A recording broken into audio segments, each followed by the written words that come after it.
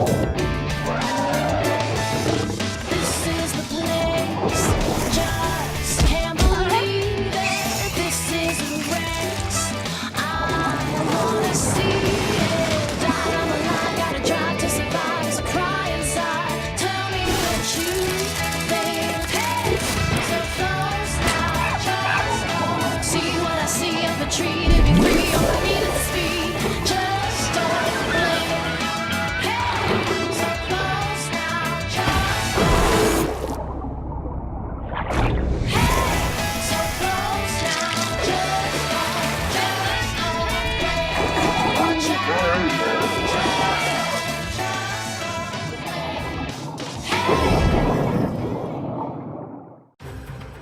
Western Australia's stunning coastline has recently been ravaged by a deadly predator. It was the second day in a row swimmers were forced out of the water. The community is under siege, with beaches closed and tourism in tatters. Human remains were discovered washed up on shore. Australia's largest state has become the deadliest shark attack zone on the planet. There's certainly a huge concern in the community.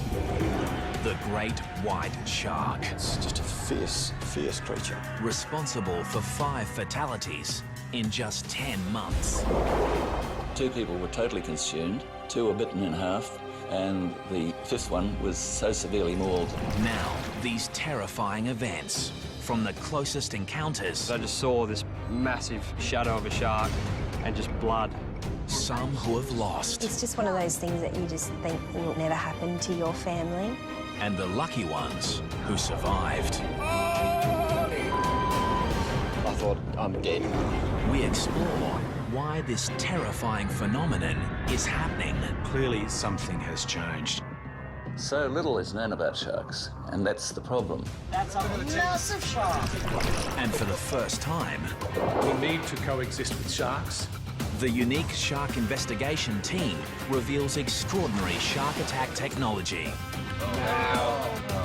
We should have a product for the market pretty soon. which will change the way we enter the water forever. This is Australia's deadliest shark coast.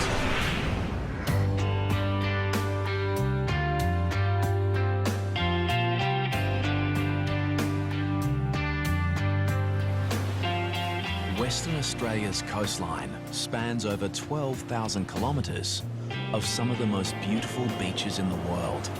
But recently, they've become the most dangerous. Western Australia had a charmed period between 1925, when there was an attack at Cottesloe, and 2000, when Ken Crew was taken at North Cottesloe. That's a period of 75 years in the metropolitan area. But attacks have escalated in recent years. We've had 10 since 2005, and we've had 5 in less than 12 months. This unprecedented spate of fatal shark attacks has triggered a wave of fear amongst the West Australian community. The impact has a profound effect on the lives of many, especially those unlucky enough to witness these horrific events. I'll just pull the car up there and drop it in just there. It's cooking. 22-year-old surfer Matt Holmes travelled 2 hours north from Perth with his mates to a popular surfing location called Wedge Island. Yeah, we were just so excited to run around throwing the ski in as quick as we could to get out there. Together, they'd had years of experience surfing the West Australian coast. But there was nothing that could prepare these 3 young men for what was about to happen. It just looked so safe out in that water. Just felt like a perfect day. Using his jet ski, Matt began towing his friend out to the breakers, where they could take turns surfing the waves. We'd been in the water for, I reckon, an hour and a half. We were just towing up to 2 blokes that were probably 100 metres away, and I signalled to Nathan to turn around. I looked back forward and just saw some guy just get attacked by a shark. Matt watched in horror as the 5-metre great white shark move through the waves like a torpedo. It sort of hit him, but then drove him into the water. Just water going everywhere. And within 5 to 10 seconds, the thrashing just turned all red. And there was blood. Matt quickly took his friend into shore. The guy's mate, he was just screaming at me. My mate's out the back. And I just remember holding the jet ski just flat out. I was just flying through the waves. And as I got close to the guy, a set came and I just hit the set flat out and I was just airborne. And when I was airborne, I looked over and I just saw this massive shadow of a shark and just blood. I just wanted to get him out of the water. I was so focused on getting him, I was leaning down off the side and the ski was rolling and I heard like a thrash of a tail and I turned behind me and the shark was behind the ski and just followed me around. I felt it nudge the ski and I just thought, oh, I'm going to roll over here. The great white then began to exhibit the behaviour of a top-order predator. And the shark just slowly just followed me around and it was just sort of eyeballing me. It was just fending me off the guy. Just the way it was just hugging me off him, I couldn't get any closer. They say they bite humans and let go. This shark was determined. This shark was fending me off the body. This shark wanted him. Despite placing his own life at risk, Matt's efforts were to no avail. As I got closer to him, he just took the rest of him and dove off into the white water. No one on the beach that day could predict the horrific events that unfolded so quickly and that tragically took the life of Ben Linden. He was 24. His body was never recovered. Witnesses say the shark was at least 4 to 5 metres. With one bite, it cut the young victim clean in two. Ben would become the 5th shark attack victim in less than 10 months. And Western Australia would earn the unenviable title as the world's deadliest shark coast. Several beaches were closed yesterday. It was the second day in a row swimmers were forced out of the water. There's no doubt attacks are up. The question is why? As the media feeding frenzy on shark hysteria gathers momentum, A killer shark is prowling Western Australia's southwest coast. the authorities launch a full-scale shark task force to investigate why this is happening. The government had to respond to a situation of 5 fatalities. That was unusual, and clearly something has changed.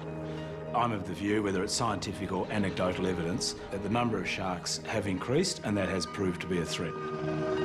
Investigations into all 5 recent shark fatalities reveal just one suspect. The great white shark, recognised as the fiercest predator on the planet.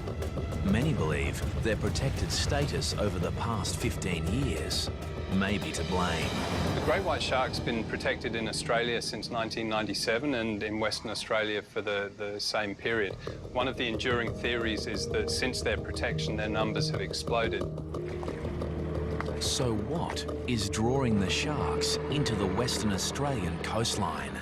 To be honest, it's a really difficult question to answer. I think that there are definitely times of year where sharks are more common off of the WA coast, and there are times of year when they've kind of left the coast and have gone to other regions. Theories include the resurgence in whale and seal populations along the coast, while others believe a decrease in fish stocks has the sharks coming closer into shore looking for food. You know, there always has been sharks, but not like there has been the last few years. They're following the cray boats around while they're pulling pots every day. Sharks, and it'll probably be the same sharks, are following the boats because they're letting go of their old bait, and also it's attracting the smaller fish at feeding on that bait as well, so it's a very easy feed for them. Scientists believe a significant rise in the ocean's temperature may also be bringing sharks closer into the coastline, looking for cooler pockets of water. White sharks are more common in cooler temperate waters, but they do move very large distances out of those typical temperature regimes the Department of Fisheries launches an extensive shark monitoring program to investigate the great white's movement patterns. The thing about white sharks is that they're an inherently difficult species to study, and the research we're embarked on now is probably going to take a number of years before we have any conclusive answers about how the sharks are using waters off Western Australia and how that relates to the frequency of shark attacks we've had in the last year. If the scientists were honest, they would give us those three little words, which are simply, we don't know. So little is known about sharks, and that's the problem.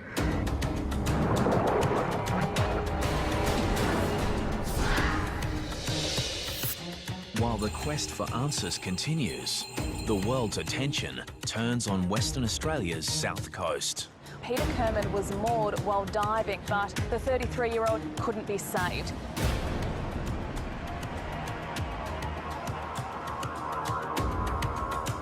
On a windswept beach south of Perth, Sharon Burden weeps alone. This is where her son Kyle was taken by a killer shark.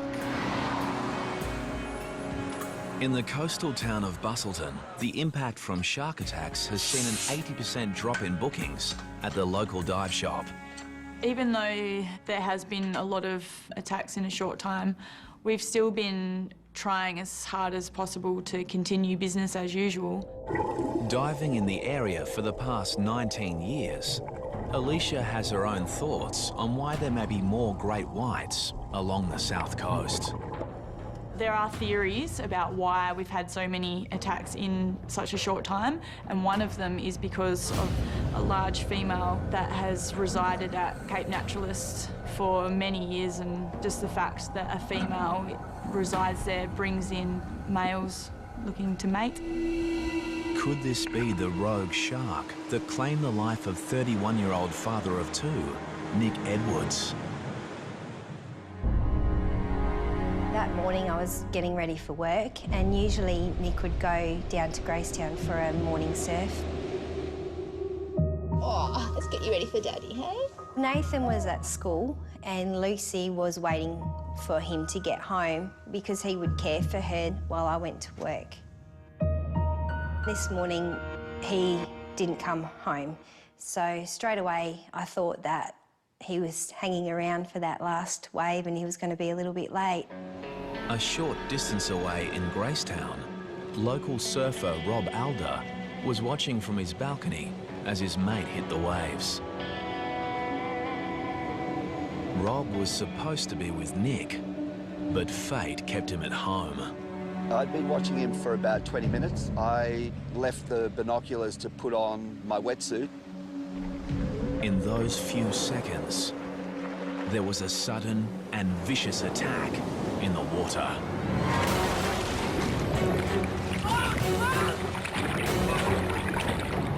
I came back to the binoculars and saw just a half a board bobbing around, and I thought maybe he'd had a heavy wipeout and possibly broken his board, which is not uncommon here, and that he'd surfaced. But I let a couple of waves roll through and he didn't come up, and then I figured something wasn't right. And so I jumped on my bike after calling the sea rescue. As I was cycling down the path, there was somebody running back up yelling, "Shark, shark." When I arrived down here on the point, my friend Craig was already in the water up to his waist. He started waving at me furiously, so I ran down to where he was. He was handling a person, obviously a surfer. He had a wetsuit on, and he was trying to get him out of the water, but the rocks are really difficult here. So together we managed to lift him, and it was then that I realised he'd been attacked by a shark. But in the frenzy, Rob had not identified the shark attack victim. He was about to get the shock of his life. There were quite severe lacerations on his upper thigh and the calf of his right leg. Nick. As they assess the victim's injuries, Rob Alder is shocked to discover it's his surfing buddy, Nick. Here, pressure here. I took the leg rope off my board and wrapped it around his thigh as a tourniquet and started CPR and mouth-to-mouth. The fellow surfers desperately tried to revive Nick until the paramedics arrive. Is that yummy, baby? Meantime, Nick's wife, Melissa, is at home, oblivious to the drama that is unfolding. At that time, I was quite anxious and I started ringing the hospital. Yeah, can you tell me if someone's been admitted by the name of Nick Edwards? I thought something may have happened to him, like, you know, was hurrying home and had been in an accident. Around 20 minutes after he'd been dragged unconscious from the water, Nick Edwards was rushed by paramedics to Margaret River District Hospital. At this point, Melissa had become quite frantic. She had heard news there'd been a shark attack where Nick had been surfing. I've rung my family and said there's been an attack and I'm quite worried about Nick. I can't get in contact with him. Mrs. Edwards. Yeah. And then there's a knock at the door and the police are here. I hear about your husband. They say that there's been an accident and straight away, I guess, I just knew what the news was.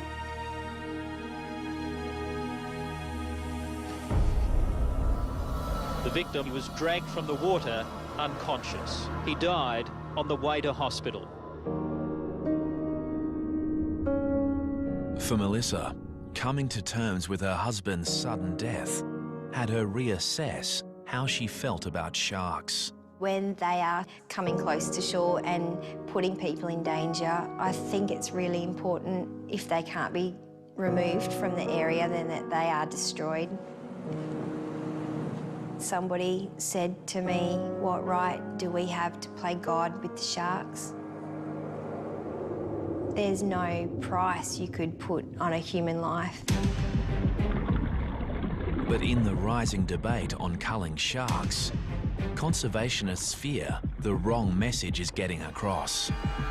White sharks are the apex predator in our marine environment, and it's really important to understand how important they are. If you take out apex predators in an ecosystem, all the other lower predators multiply and the whole system comes out of balance. So we do need to protect white sharks, and if people enjoy eating local seafood, they enjoy scuba diving, whatever it is about the marine environment they enjoy, they have to understand that white sharks are critical to maintaining that balance.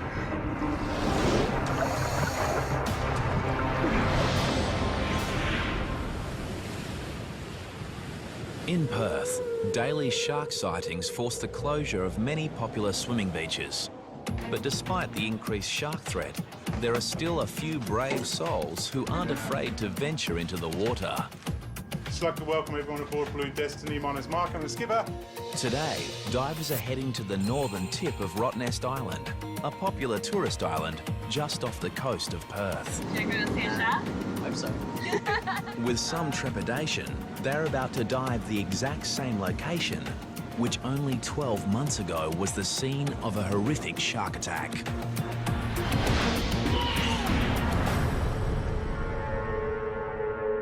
It was late October when 32-year-old American diver Tom Wainwright met his fate.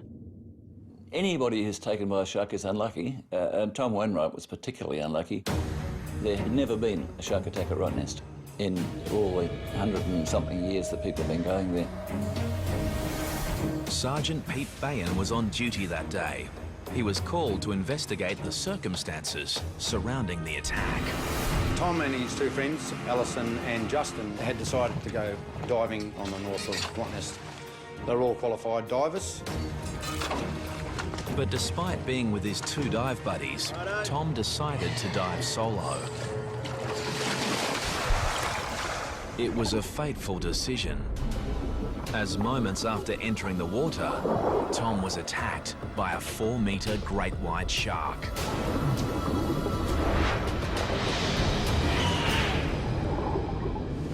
Justin and Alison noticed a disturbance on the surface where a huge amount of bubbles came to the top.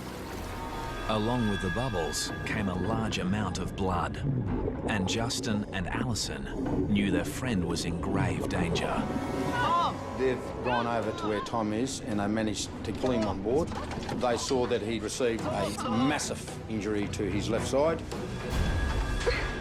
His left arm was missing and there seemed to be a circular bite from the top of the shoulder, which had gone around through to the centre of his chest and out to through to his left hip. So it was like a half-moon shape that had gone.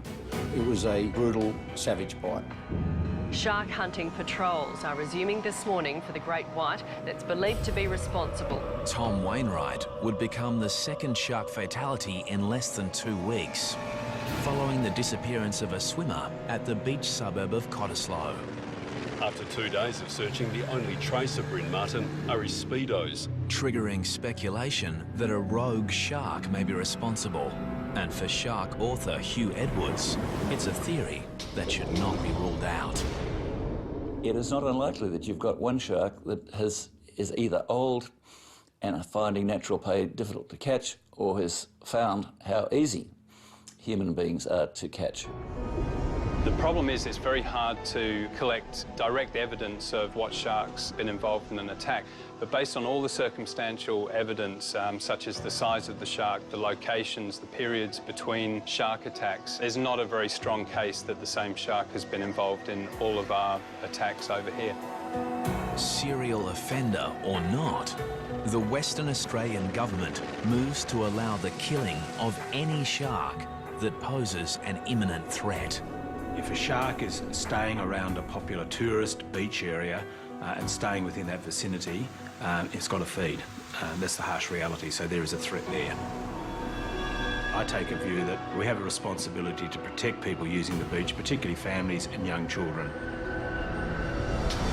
So this deadly hunter has now become the hunted. The baited hooks were set up in a capture and kill operation, the first of its kind in WA.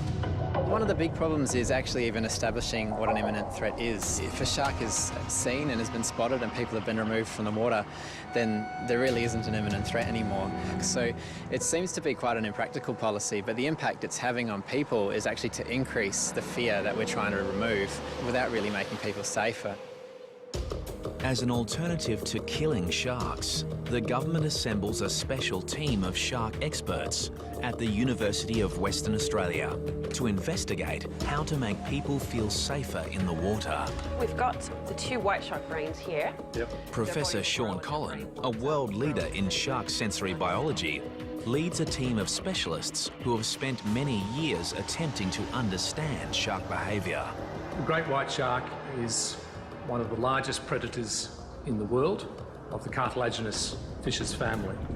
It's been around over 400 million years and has developed a whole battery of sensors that makes an exquisitely tuned predator. The team's research into shark sensory systems has led to the development of new shark deterrents, which the team is now preparing to. This show was created for you and your family to watch together. Welcome to Nat Geo Wild. Test in the field. For the first time, they are packing up their entire laboratory and taking it into the domain of these deadly predators. This is a large undertaking, but I believe this is a wonderful opportunity to restore confidence of the public to re-enter our beautiful waters. As they embark on their 1,100-kilometre journey north, the team is hopeful that they'll get some results. Whenever you are developing something in a lab, however great it is, you need to go and test it with some real sharks because they're going to be the ones that tell us whether it works or not. Shark scientists from the University of Western Australia are about to test new shark deterrent technology in an effort to make people feel safer in the water. Down she goes. At a remote beach location, the Oceans team is about to trial an eco-alternative to the highly controversial shark nets that are used in some parts of the world. Netting on beaches has been used for many years to deter sharks, but there's a lot of evidence now to suggest that that is not effective and that, in fact, sharks and many other marine life are killed by these nets.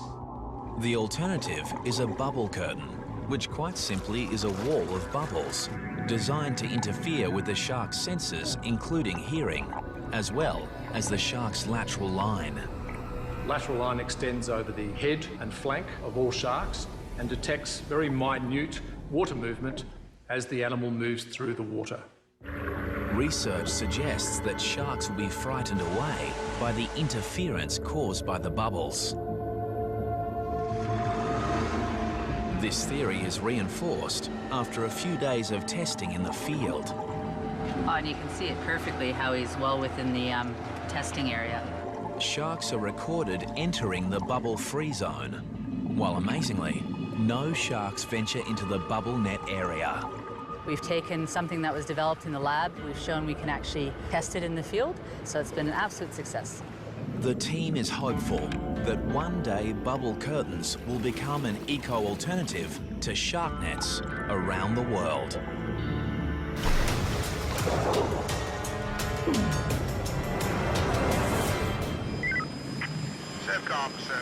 Back in Perth, shark patrols are stepped up to combat the increased shark activity.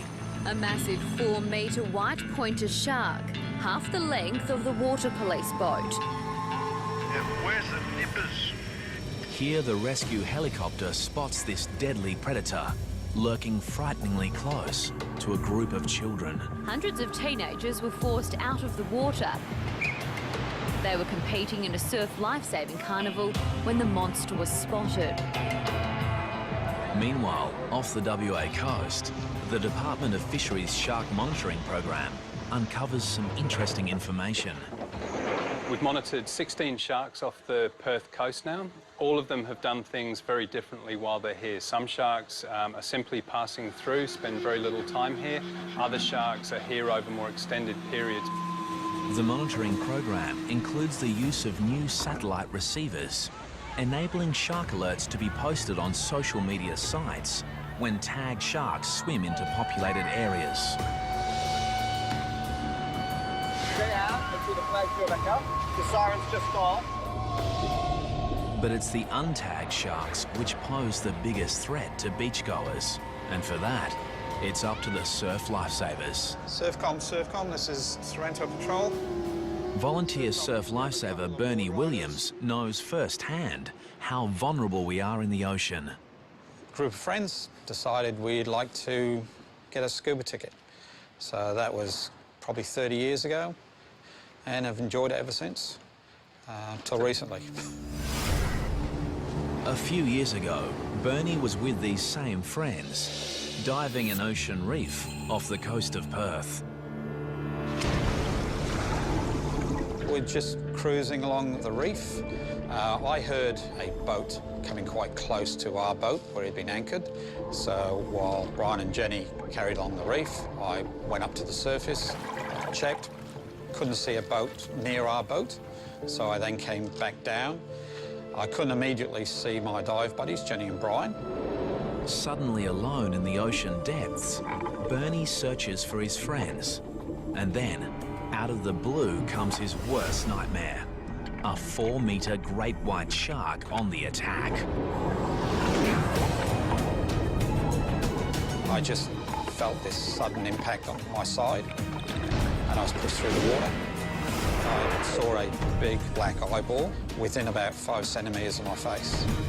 My arm was in its mouth, and the alarm bells just went off in my head. Miraculously, Bernie managed to free his arm from the massive jaws and was able to make his way to the ocean floor to seek shelter. Then my arm really started hurting quite badly, and the water started getting a very polluted look to it, a very sheeny look to it, and I realised that I was bleeding quite badly. Things couldn't get much worse for Bernie, until the great white continued to stalk its prey. The shark was just circling. I had my spear gun with me. To fend the shark off, I poked it in the nose as it rushed me. I think it knew that it had a meal there. I was tucked up against the reef watching the shark when I felt someone touch me on the shoulder, and it was the dive buddies. Literally, as soon as I felt the touch of my shoulder, the shark just turned around and it disappeared. But Bernie's ordeal wasn't over yet. That trip from the bottom to the surface had to be the most frightening trip you could ever think of, because the speed of these sharks, he could have quite easily attacked us and made mincemeat of us in the water.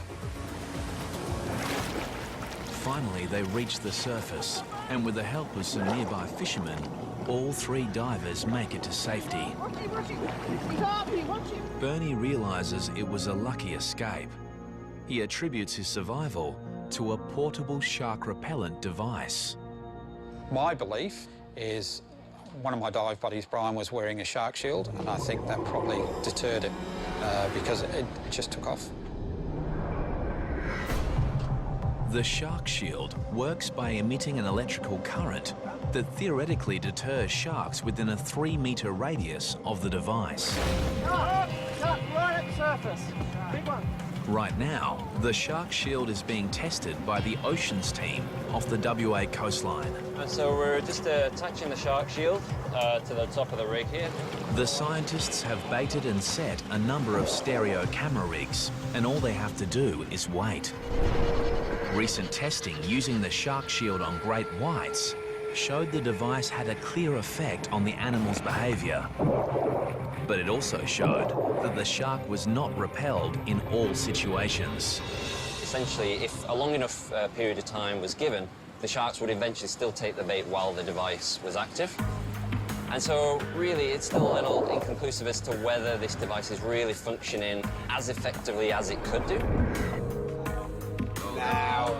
Yeah. And when the scientists review the footage from their own experiment... And he just goes up. On the nose there. Yeah, you got it on the beak. The results reinforce the theory that the sharks get used to the device over a period of time.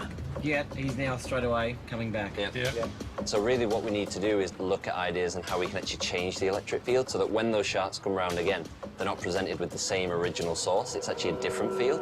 And so this would then continue to be an effective repellent over a long period of time.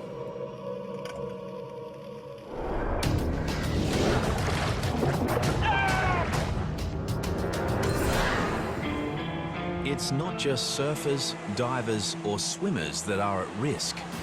Any surf craft on the water is in danger of being attacked by sharks. As Martin Kane discovered while surf skiing with friends at a popular beach just north of Perth. When you get out there at sunrise, it's a very spiritual experience. It's just a great way to start a day. It was on one such day that Martin and friends encountered a pod of dolphins, a stunning and quite common event, except these dolphins were behaving strangely. There's about 5 dolphins on my right as I passed by. We're actually huddled up together in a very tight formation, almost floating. We stopped for a while. Martin stopped, but a few of the rest of us stopped for a bit longer because we were so interested in it. Martin began to paddle off, leaving the group behind. And at that moment, a 3-metre great white shark began moving towards him at a speed estimated to be up to 45 kilometres per hour. And then this almighty crash and bang.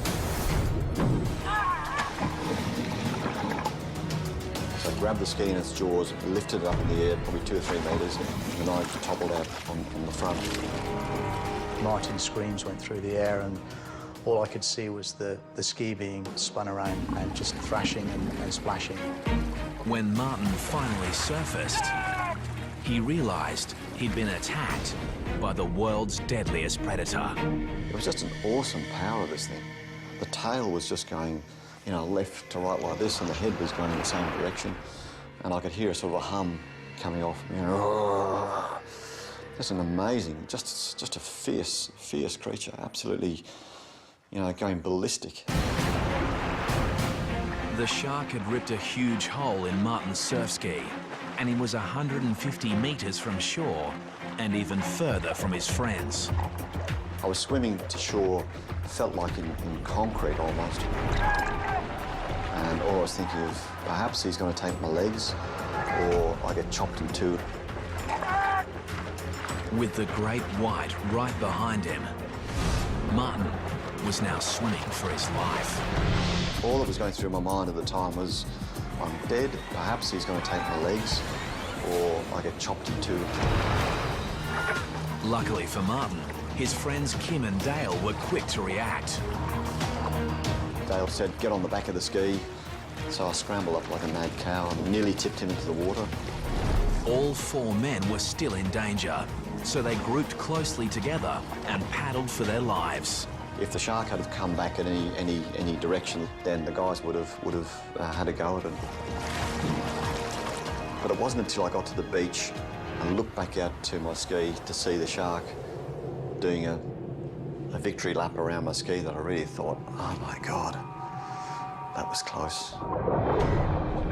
Since the attack, Martin has reassessed his relationship with the sea. It's changed the confident attitude that we used to have, you know, go out in the mornings, a bit of deep breathing, you know, fresh air, dolphins, to, the sharks out there, you know.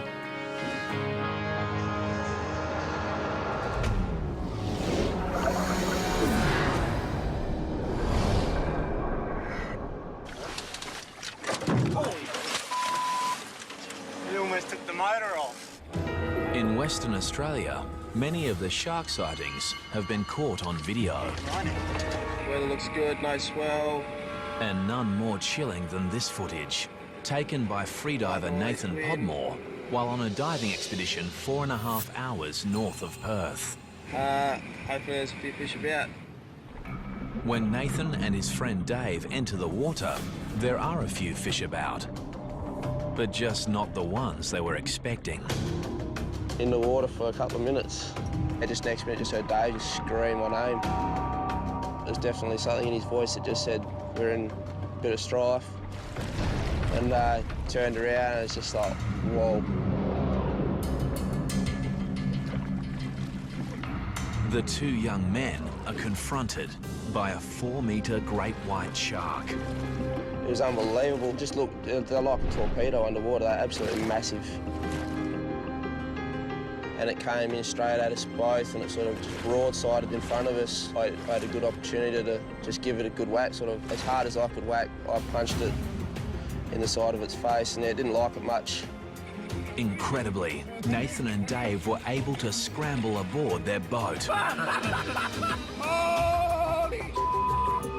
You don't see one of them every day and you don't want to see one of them every day.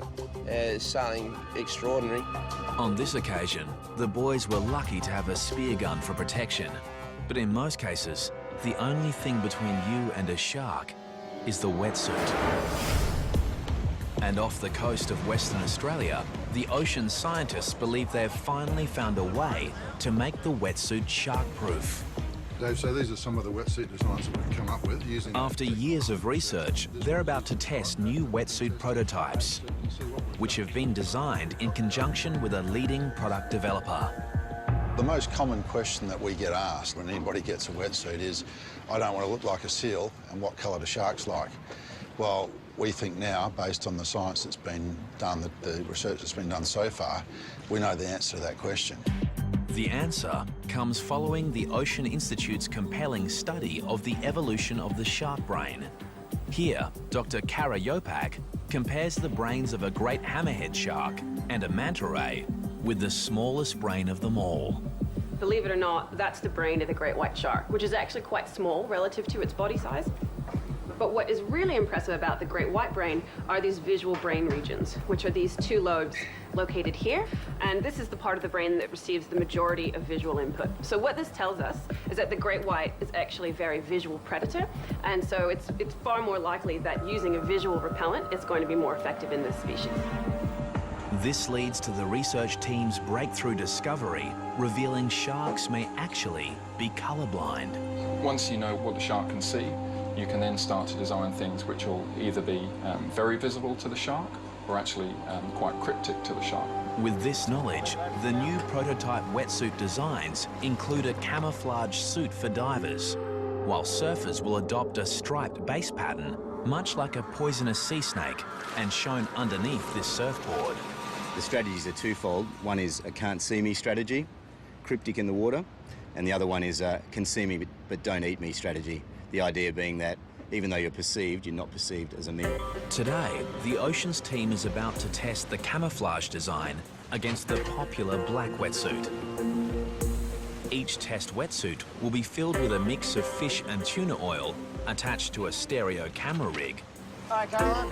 And lowered to the ocean's depths, where hopefully some sharks will take the bait. Just watch the waves, boys. And now, the answer to the biggest question of all. Do the shark-proof wetsuit designs actually work? That used to be our experiment. Because it looks like one of the wetsuits has just become shark food. I think we might have found a shark. Oh my... We've just pulled the treatment out of the water. The black wetsuit has had significant shark attacks, significant damage. Take it down the back, Caroline. Have a look at the teeth mark. The black wetsuit appears to have been mauled by a shark. So now the team is anxious to see if the camouflage wetsuit has been attacked, or whether the new design really is shark-proof. We've just pulled out one of our designs as well, and that hasn't suffered any damage at all, so very good early signs. The team retrieves the underwater camera and reviews the footage to find out what actually happened. And there she goes. Okay. She's having a bite. Right. Look at that, she's nearly getting the barrel in her mouth. That's a massive shark. This huge tiger shark destroys the traditional black wetsuit in one bite, desperate to get the bait hidden inside. And this is the control. And to reinforce the science, even though this barrel is filled with the same bait, this deadly predator shows little interest in the new camouflaged wetsuit, leaving it completely unscathed. If you compare this with what happened with the control, I mean... While it might be early days, there is no denying this is a significant breakthrough, which may just revolutionise the world's wetsuit market.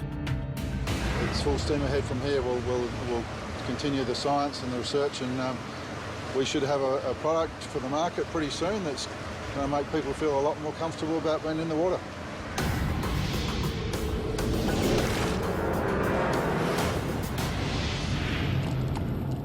Any encounter with a great white shark is going to leave its mark. It's down there, right? And for Matt Holmes, it has had a profound effect. Every night, the whole thing goes through my head. And what I could have done different, and if what I did was enough. Today, Matt has returned to the beach where a great white shark claimed Ben Linden's life. Still remember going out through here, just flat out. But he can only watch on as his friend takes their beloved jet ski out for a spin. I struggle to go out on the boat for a fish nowadays. I just feel like it's all going to happen in front of me again. Just never thought it would happen, but unfortunately in WA it's happening all the time.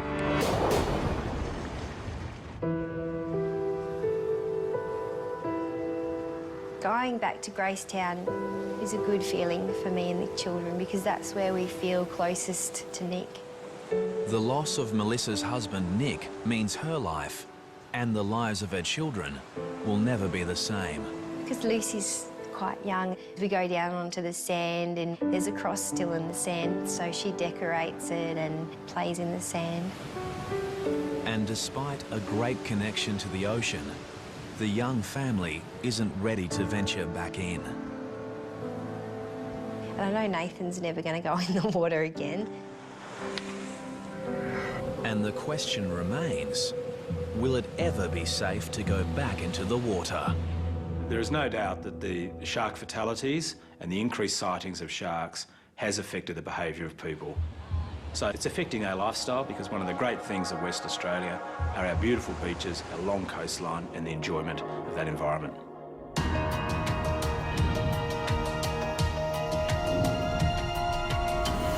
Despite the great white shark being the apex predator of the world's oceans, that's a massive shark. And all the scientific minds and money behind the research, these formidable animals remain an enigma. But shark scientists believe that is all about to change. It's my hope that we can very soon understand more about the shark and the environment in which it lives. We need to coexist with sharks. Their presence within our ecosystems is vital. At the moment, the only certain things we can say is that there will be another shark attack. We don't know when and we don't know where. And there is one more certainty. For now, Western Australia remains the world's deadliest shark coast.